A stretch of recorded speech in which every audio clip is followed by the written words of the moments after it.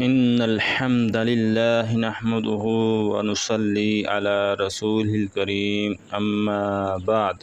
Number 2، اصابۃ 10 سے 40 تک آدمیوں کی کبھی جماعت کو کہتے ہیں۔ نمبر 3، عبادہ بن صامت رضی اللہ تعالیٰ عنہ عقبہ میں ہونے والی پہلی اور دوسری دونوں بیعتوں میں شامل تھے۔ دوسری بیعت نبوت کے 13ویں سال حج کے موقع پر ہوئی۔ اس میں مدینہ سے 70 آدمی اور 2 عورتیں شریک تھیں، جن میں سے 12 آدمیوں کو آپ صلی اللہ علیہ وسلم نے ان پر نقیب مقرر فرمایا۔ عبادہ بن صامت رضی اللہ تعالی عنہ ان 12 میں سے ایک تھے۔ نمبر 4، حافظ ابن حجر رحمہ اللہ نے یہ تحقیق پیش کی ہے کہ عقبہ کے موقع پر آپ صلی اللہ علیہ وسلم نے جو بیعت لی تھی وہ یہ نہیں تھی جس کا اس حدیث میں ذکر ہے، بلکہ یہ بیعت آپ نے سورۃ الممتحنہ میں بیعت النساء والی آیت اترنے کے بعد بلکہ فتح مکہ کے بعد لی تھی۔ اس میں بھی عبادہ بن صامت رضی اللہ تعالی عنہ شامل تھے۔ عقبہ کے موقع پر لی جانے والی بیعت میں آپ صلی اللہ علیہ وسلم کے مدینہ جانے اور انصار کے آپ کی ہر طرح سے مدد کرنے کے عہد کا ذکر تھا۔ نمبر 5، بہتان کسی کے ذمے گڑھ کر لگایا ہوا جھوٹ جسے سن کر وہ مبہوت اور ششدر رہ جائے۔ نمبر 6، تفترونہ بین ایدیکم وارجلکم، اس کی تشریح عربی زبان میں بین ایدیکم کا معنی سامنے ہوتا ہے، جیسا کہ فرمایا یعلم ما بین ایدیہم سورۃ طٰہٰ، وہ جانتا ہے جو کچھ ان کے سامنے ہے۔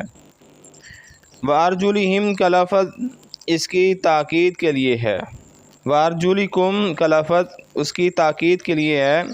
اس کا سادہ سا مفہوم یہ معلوم ہوتا ہے کہ جس بات کا وجود ہی نہیں اسے گاڑ کر پوری ڈاٹائی کے ساتھ اپنے سامنے لا کر پیش نہ کر دیا کریں، اور یہ بھی مراد ہو سکتا ہے اس بات کی پرواہ نہ کرتے ہوئے کہ قیامت کے دن ان کے ہاتھ اور پاؤں ان کے خلاف شہادت دیں گے، وہ اپنے ہاتھوں اور پاؤں کے سامنے کسی پر بہتان نہ لگا دیا کریں، بلکہ انہیں چاہیے کہ اس بات کا خیال رکھیں کہ ان 4 گواہوں کی موجودگی میں بہتان لگا رہے ہیں۔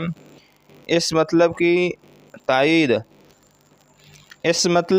تائید سورہ نور میں بہتان باندھنے والوں کے ملعون ہونے کے سلسلے میں ہاتھ اور پاؤں کی شہادت کے ذکر سے ہوتی ہے، جیسا کہ فرمایا ان الذین یرمون المحصنات الغافلات المؤمنات لعنوا فی الدنیا والآخرہ ولہم عذاب عظیم یوم تشہد علیہم السنتہم وایدیہم وارجلہم بما کانوا یعملون، سورہ نور آیت نمبر 23 اور 24۔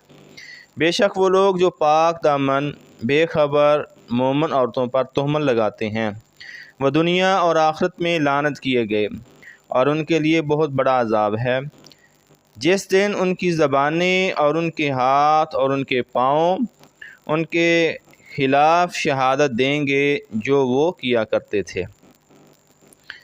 نمبر 7، ولا تعصوا فی معروف، اس کی تشریح اس جملے میں پوری شریعت کا اقرار آ گیا ہے۔ اس اقرار میں فی معروف کی قید لگانے کی کئی توجیہیں ہیں۔ ایک یہ کہ اس سے اس بات کی صراحت مقصود ہے کہ رسول صلی اللہ علیہ وسلم معروف ہی کا حکم دیتا ہے، پھر اس کی معصیت کی کیا گنجائش ہو سکتی ہے۔ دوسری توجیہ یہ کہ اگرچہ یہ بات ظاہر ہے کہ رسول اللہ صلی اللہ علیہ وسلم کا حکم معروف کے سوا ہو ہی نہیں سکتا، پھر بھی اس کے ساتھ معروف کی قید اس لیے لگائی تاکہ سب کو معلوم ہو جائے کہ مخلوق کی اطاعت اللہ تعالیٰ کی نافرمانی کے کام میں جائز نہیں، یہاں تک کہ رسول کی اطاعت بھی اس شرط کے ساتھ مشروط ہے۔ اس حدیث سے معتزلہ اور خوارج کے عقیدے کی تردید ہوتی ہے، کیونکہ وہ کہتے ہیں کبیرہ گناہ کا مرتکب ابدی جہنمی ہے۔ نمبر 8، فبایعناہ علی ذالک، اس کی تشریح۔ رسول اللہ صلی اللہ علیہ وسلم سے بیعت کی کئی صورتیں مروی ہیں، جن میں سے ایک اسلام کی بیعت ہے، ایک جہاد کی، ایک بعض باتوں کی پابندی کی، مثلا یہ کہ وہ کسی سے سوال نہیں کریں گے، اور ایک کبیرہ گناہوں سے توبہ اور اطاعت کے عہد کی۔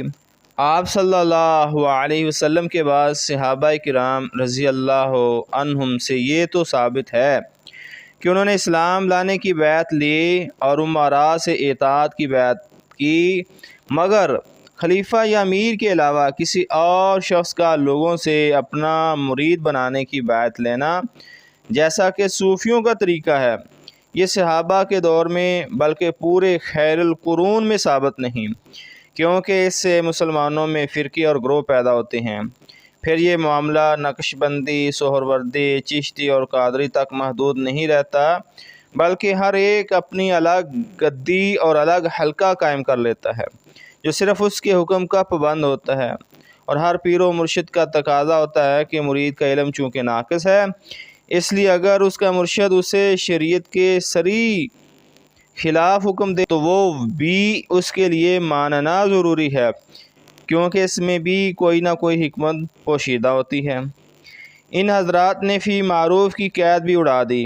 حقیقت یہ ہے کہ پیری مریدی کا یہ سلسلہ امت کی کتاب و سنت سے دوری اور اس کے باہمی افتراق کا خوفناک باعث ہے۔ آپ لاکھ قرآن و سنت سنائیں، پیر کے ہاتھ میں ہاتھ دینے والا یہی کہے گا کہ ہمارے پیر کو یہ معلوم نہیں۔ رہی یہ بات کہ ہم بطور استاد اور ہادی پیر کی بیعت کرتے ہیں، تو یہ ایک اس کے لیے بیعت کی ضرورت نہیں۔ پھر اپنے آپ کو ایک ہی استاد اور ہادی کے حکم کا پابند بنانا کہاں سے ثابت ہوا؟ آپ متعدد اساتذہ اور رہنماؤں سے تعلیم اور رہنمائی حاصل کر سکتے ہیں اور کرنی چاہیے۔ ہاں، رسول اللہ صلی اللہ علیہ وسلم سے بیعت کی ہر صورت درست تھی، کیونکہ آپ نبی تھے، آپ کے ہوتے ہوئے کسی اور کی بیعت نہ تھی اور نہ اس سے افتراق یا انتشار پیدا ہونے کا خدشہ تھا۔ پھر خلیفہ اور امیر کی بیعت درست ہے، کیونکہ اللہ اور اس کے رسول نے اس کا حکم دیا ہے، اور ایک خلیفہ کے ہوتے ہوئے کسی اور کی بیعت جائز نہیں۔ یاد رہے کہ خلیفہ کی بیعت کے لیے سب لوگوں کا ہاتھ پر ہاتھ رکھ کر عہد کرنا ضروری نہیں، بلکہ اپنی جگہ خلیفہ تسلیم کر لینا ہی کافی ہے۔ معزز سامعین، صحیح بخاری کو صحیح معنوں میں مختصر وقت میں سیکھنے کے لیے ہمارے یوٹیوب چینل کو سبسکرائب کر لیں، بیل آئیکن کے بٹن کو دبا دیں تاکہ ہر ویڈیو کا نوٹیفیکیشن آپ تک پہنچتا رہے۔